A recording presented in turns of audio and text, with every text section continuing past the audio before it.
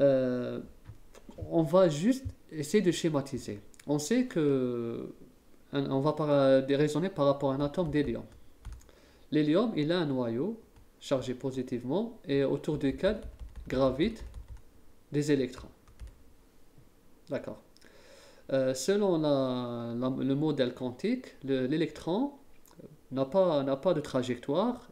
Il a une présence probable. Il a une probabilité de présence à un point donné, à chaque instant. Un électron, à chaque fois, il change de position, mais on sait qu'il a une probabilité de présence grâce à la fonction d'onde au carré. Bon, on ne va pas faire de chimie quantique. Bref, cette position différente, à chaque instant, il va apparaître et disparaître. Apparaître et disparaître. À un moment, il y aura, comme l'électron est négatif et le noyau est positif, il y aura la naissance d'un dipôle. D'un dipôle, mais qu'on appelle instantané. Instantané. Ce dipôle instantané, il a une très courte durée. Très courte durée. Durée de quelques fractions de seconde. On va dire fraction de seconde. Fraction de seconde. Il y aura un moment, un dipôle instantané qui va apparaître puis disparaître. Il va apparaître puis disparaître. C'est-à-dire, il y aura un dipôle comme ça, on peut schématiser comme ça, plus, moins, hop, il n'est pas. Il va revenir, plus, moins. Il va disparaître, il va revenir, plus, moins. La somme de ces moments dipolaires instantanés est égale à 0. C'est nul, c'est normal parce que c'est des molécules non polaires. Mais à un moment, il y aura c'est-à-dire il y aura un changement de position, c'est-à-dire ça ne va pas être uniforme. À un moment, il y aura comme l'apparition d'un moment dipolaire instantané, mais il aura, c'est-à-dire il va comme si il va exister pour plus longtemps. Donc ce moment dipolaire qu'on appelle le moment dipolaire instantané, il va affecter la molécule voisine d'un autre atome d'hélium qui est non polarisé. Il va l'affecter et va aussi induire un dipôle chez elle. Il va induire un dipôle. Là, c'est un dipôle induit. Là, c'est un dipôle induit. C'est un dipôle induit. Donc, la molécule qui possède un dipôle instantané va provoquer chez l'atome voisin un dipôle induit. Dès qu'il y a, c'est-à-dire l'apparition, dès qu'il y a ce contact dipôle instantané, dipôle induit, hop, c'est une interaction. Là, c'est une interaction entre une molécule et une molécule, ou bien un atome et un atome. Et bien sûr, cette interaction, elle est très faible. Elle est très faible. Elle est très faible. Pour que cette interaction puisse exister, pour qu'elle fasse un effet, elle se fait à une très basse température. À une très basse température. Très basse température. C'est pour ça que les états liquides de l'hélium ou bien de l'argon, de l'H2, elles ont des températures de fusion inférieures à zéro. Leur température de fusion est inférieure à zéro. Je sais pas, peut-être moins 30, moins 40, moins 10. C'est des températures très très basses. Donc il faut vraiment descendre dans l'échelle de température pour pouvoir voir ces interactions. Sinon, ils ne peuvent pas avoir un effet. Mais le raisonnement est valable pour l'atome que pour la molécule. Mais quand on parle par exemple de pentane,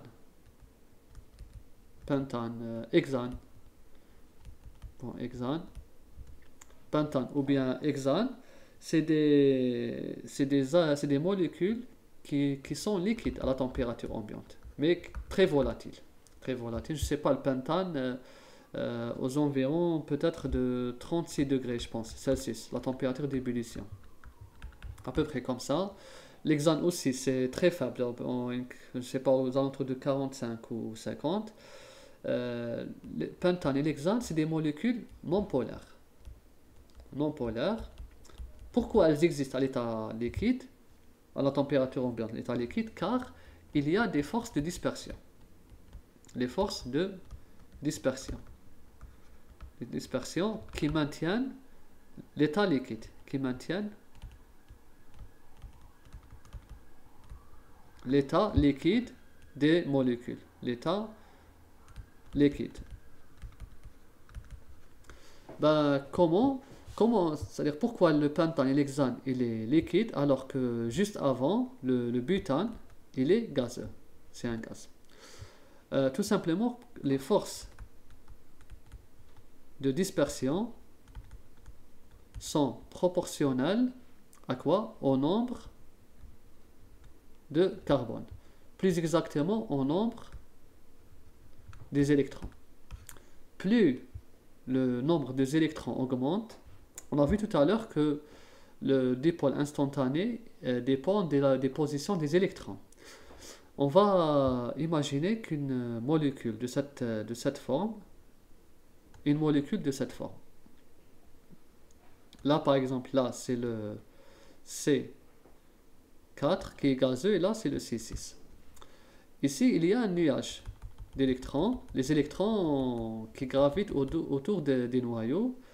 Et là, il y a des électrons. Là, évidemment, il y a plus d'électrons ici que ici. Dans ce cas, à un moment, il y aura un dipôle instantané qui va naître. Le dipôle instantané, dans ce cas, va être comme ça. Très grand. Comme ça. Par contre, là, le moment dipolaire instantané, il va être plus faible par rapport à lui. D'accord? Bon, là, c'est plus.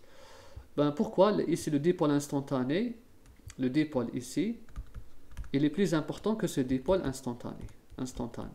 Il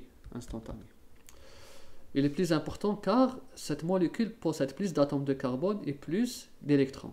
Donc la déformation du nuage électronique va provoquer l'apparition d'un dipôle instantané plus important. Ce dipôle instantané, il va provoquer la naissance d'un dipôle induit, des molécules voisines. Un dipôle induit, d'accord? Un dipôle induit. Et là, on aura l'interaction. Donc la molécule, la substance qui est non polaire, elle aura des moments dipolaires instantanés induits. Là, c'est un dipôle induit. Et là, on aura une interaction. Et cette interaction, elle est plus importante. Plus le nombre de carbone augmente, l'interaction, la force de dispersion augmente aussi. Elle devient plus importante. Donc, ce qui explique que l'hexane ou bien le pentane existe liquide. Par contre, le C4, il est gazeux. Et plus on monte en nombre de C, par exemple C7, C8, C9, plus on augmente, plus la température d'ébullition augmente aussi. La température d'ébullition, elle devient plus importante. C10, C11, C12, jusqu'à atteindre les C18, C19 ou C solide. C'est solide. Pourquoi? Parce que les forces d'interaction intermoléculaires deviennent encore plus importantes, dues à la forte polarisation, dues à la forte naissance d'un dipôle instantané. Plus le nombre de carbone augmente, plus le dipôle instantané résultant devient plus important, plus l'interaction, dispersion, la force de dispersion devient très importante. Donc voilà le phénomène des molécules non polaires. Les molécules non polaires, elles existent à l'état liquide ou bien condensé, liquide ou bien solide, dû aux forces de dispersion.